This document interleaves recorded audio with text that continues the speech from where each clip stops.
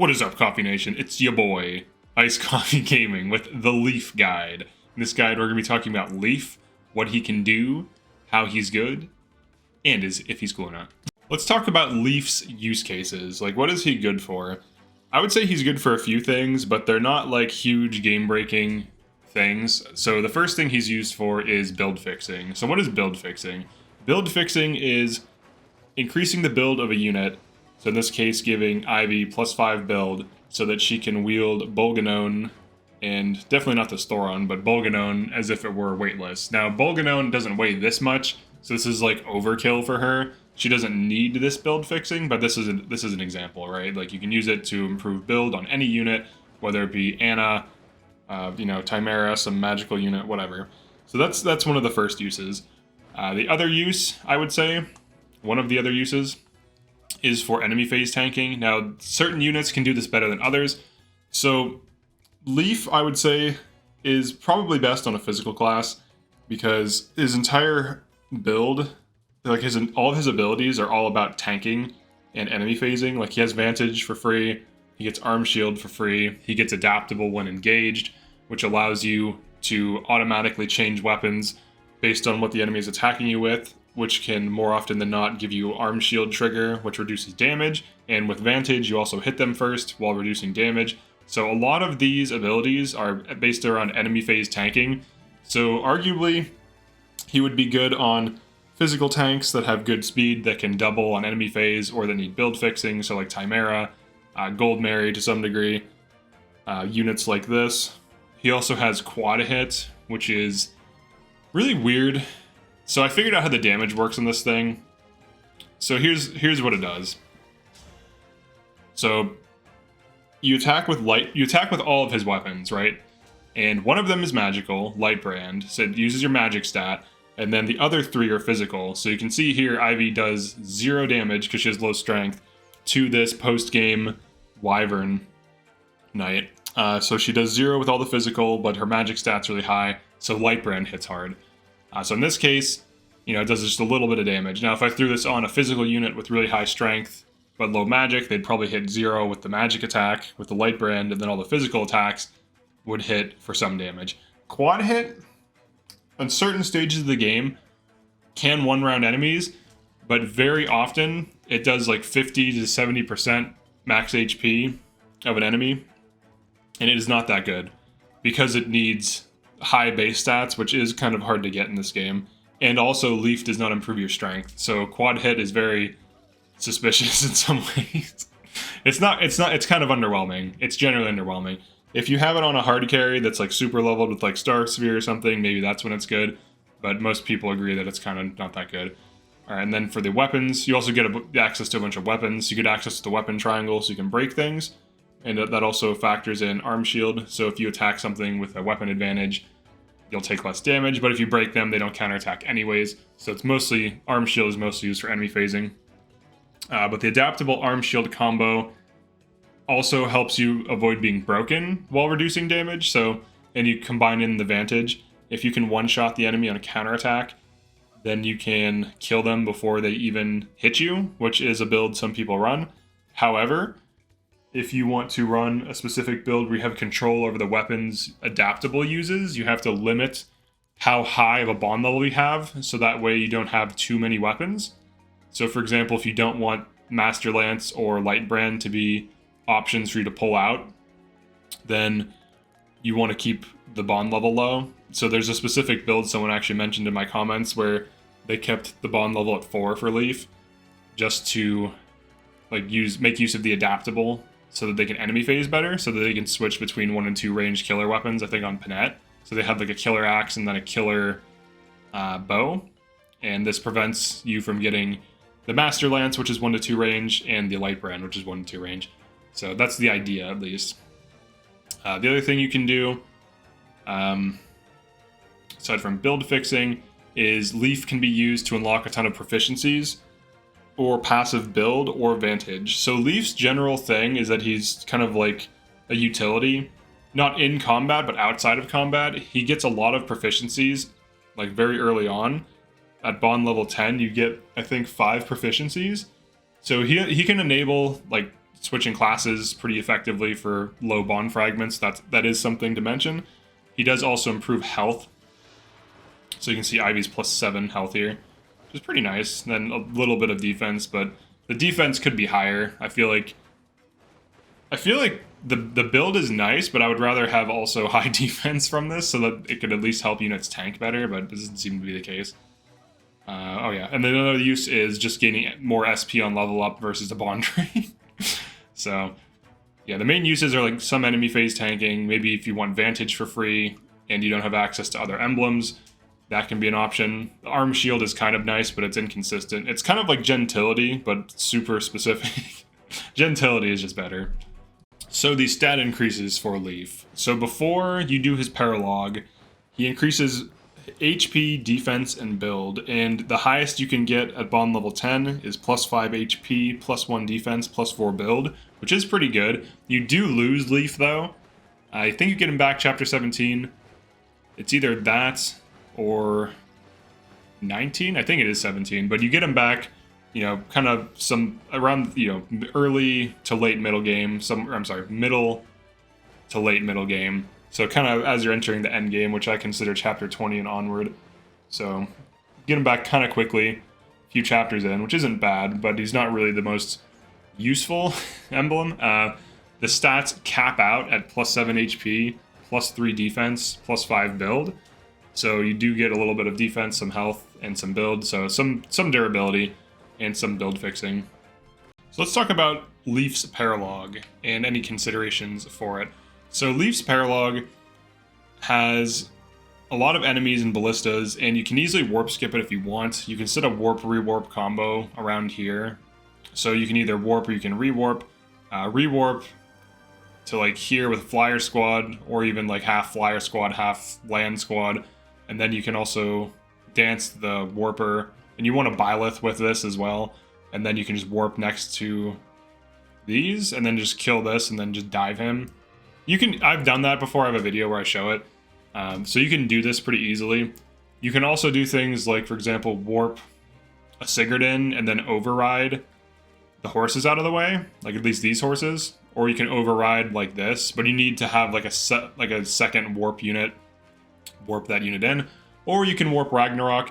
So you can use warp Ragnarok. You can have additional warps as long as you have like Sigurd or high mobility. And then, you know, you warp to like this tile, pop Sigurd, then you're in. You'll get +5 move when engaged.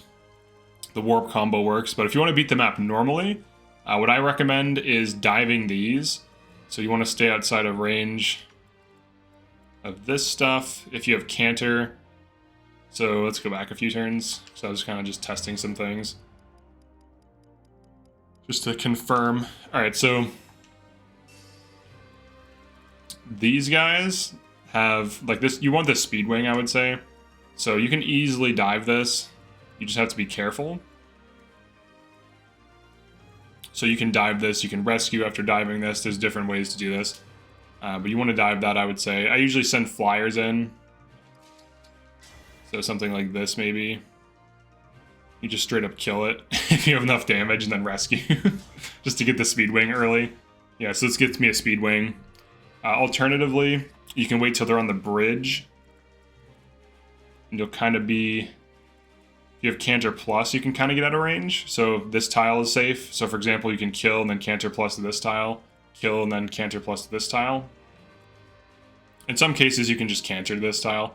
But this is where you can cut them off. So you can kill the Speedwing that way. And then when you push these, you can literally just sit on Bondage Shield and have one of your units, like if your Void is high enough, you can have one of your units on the Bondage Shield just sit there and just get shot 3 times and just burn through the ballistas on Bondage Shield and just do that 3 turns in a row, and then they're out of ballistas. So that's the easiest way to handle this. There are some reinforcements, you'll have to deal with those. A lot of reinforcements from here. But then you slow push. Eventually he destroys the bridge, but he can still walk over the water. It just takes longer. But he destroys the bridge after most of your units are around here.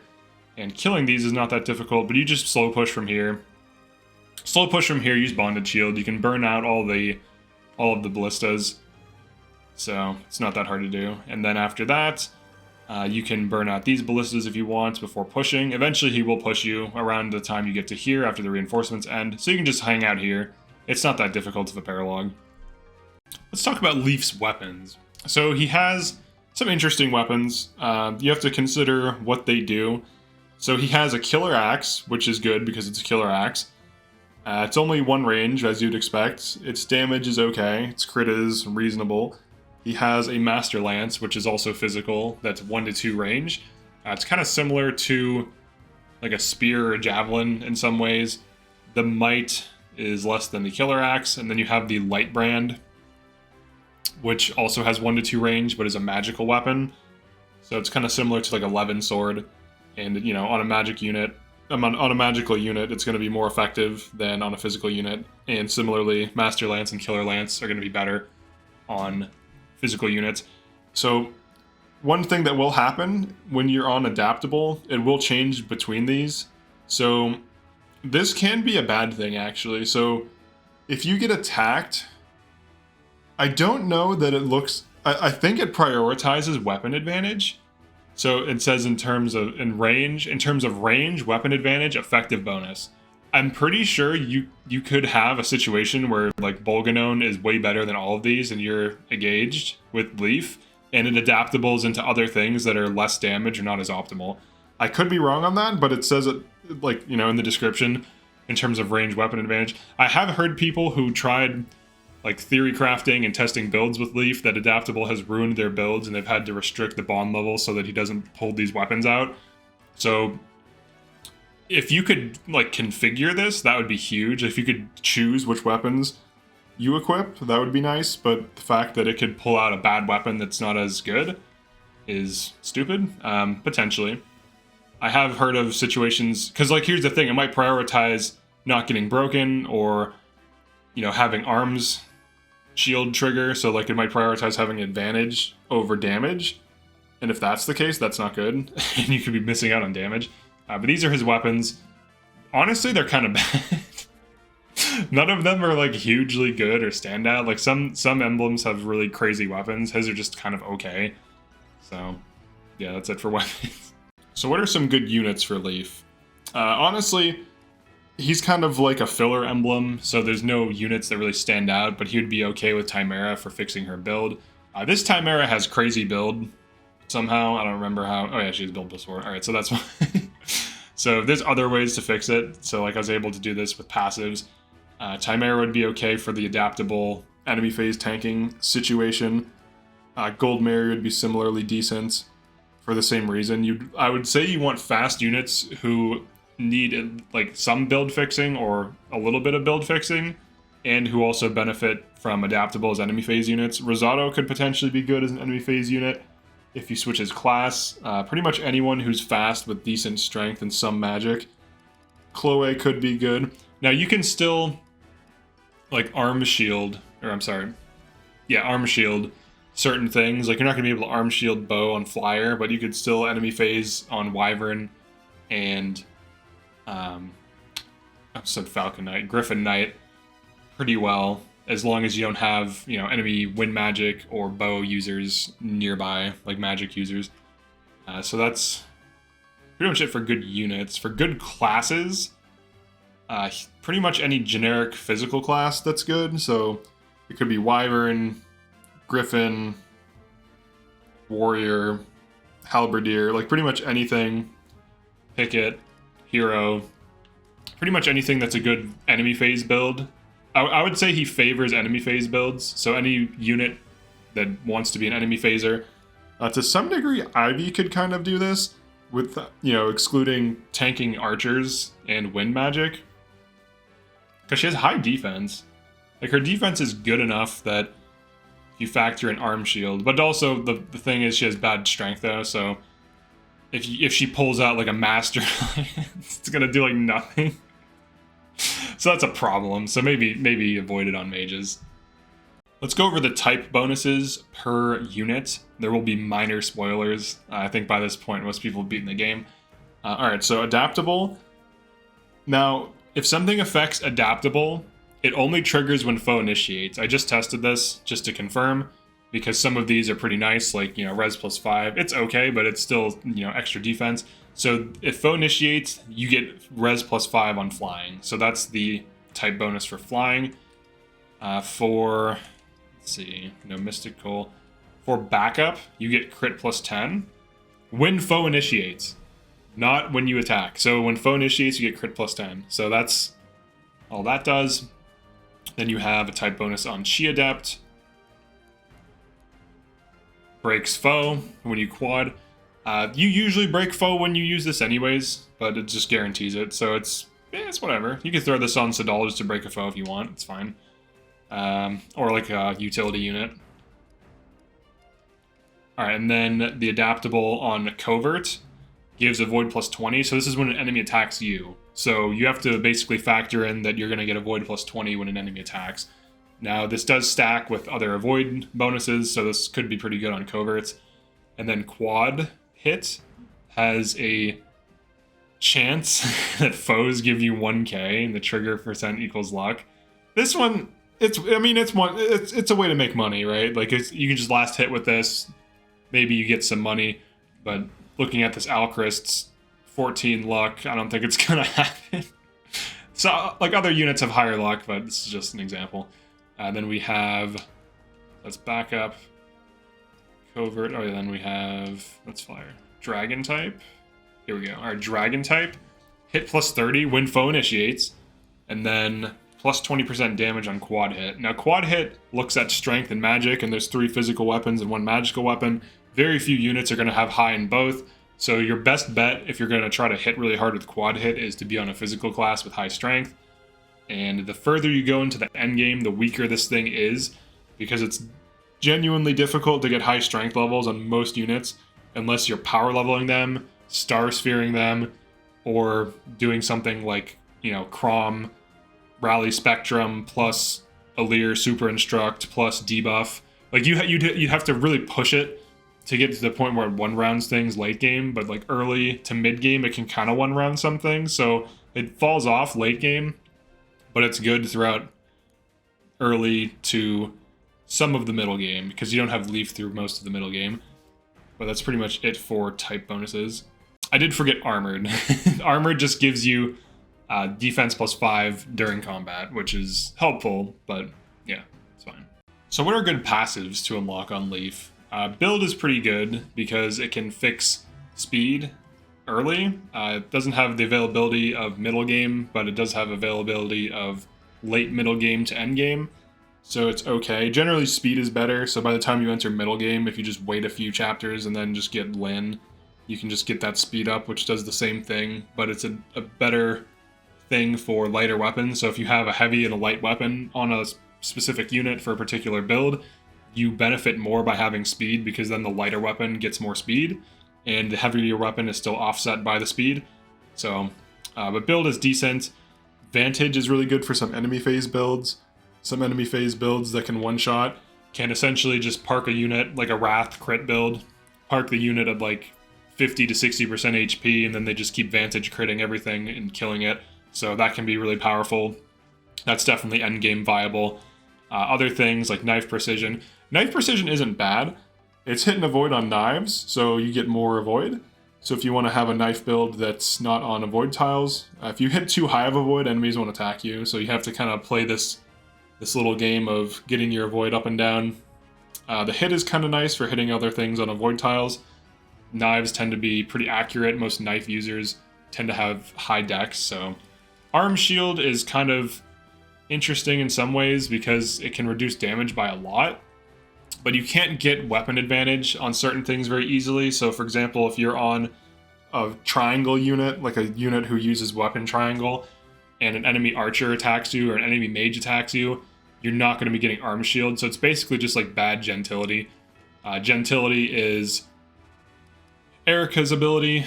You can, for 2k, you can get -3 damage, and then for 3k, you can get -5 damage.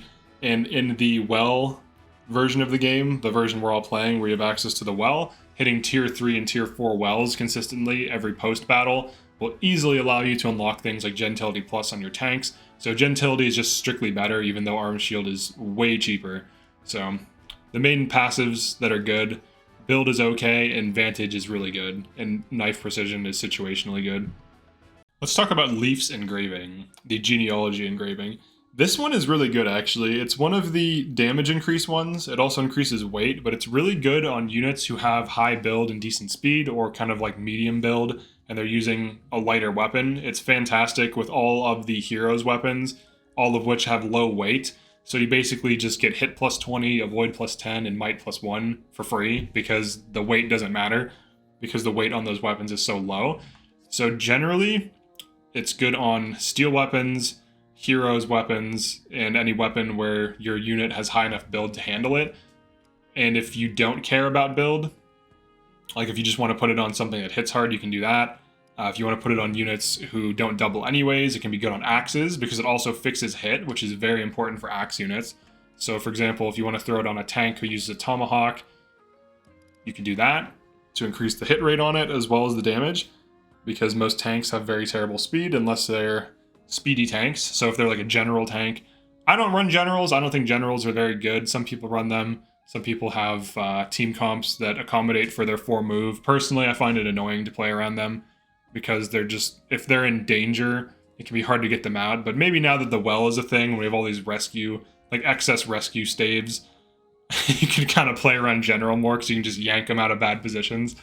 So what do I mean by the rescue staves? If you keep tier 4, if you keep like donating to get tier 4 in the well, you can get a bunch of rescue staves and warps and stuff. So it greatly fixes like positional issues and enables you. It's like standing next to Goldberg.